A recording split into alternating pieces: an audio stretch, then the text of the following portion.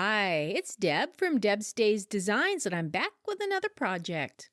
Today we're making these cute little fabric candy corns. They're a unique way to fill up your fall and Halloween-themed tiered trays, bowls, and baskets.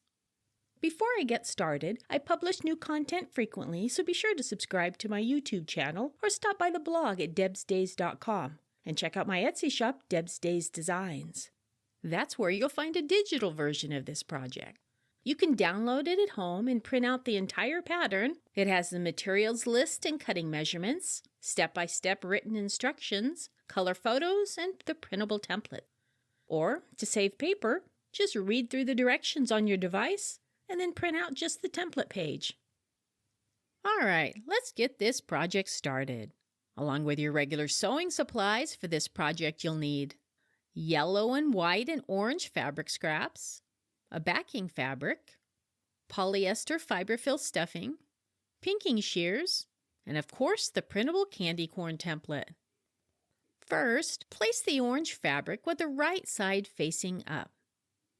Place the yellow fabric along the bottom edge with the right side of the fabric facing down.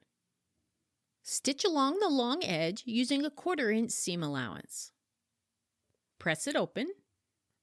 Place the white strip along the other long edge of the orange strip with the right sides facing each other. Stitch using a 1/4-inch seam allowance and press it open.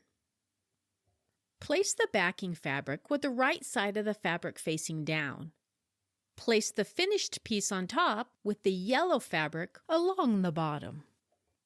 Center the template on the stack and pin it in place. Stitch the candy corn by sewing around the outside of the template very close to the edge of the paper, leaving a section open on the bottom for stuffing. Remove the paper template and use pinking shears or scissors to trim a 1/4-inch to 1/2 inch outside the stitching lines. Then use the opening to stuff the candy corn with fiberfill, filling it as full as desired. Move the stuffing away from the opening and stitch the opening closed. Readjust the stuffing and retrim the opening for a neater look. And just like that, just that fast, you've already started on your newest Halloween decoration. If you'd like to see more quick and easy sewing projects like this one, check out some of my other video tutorials. See you next time with another project.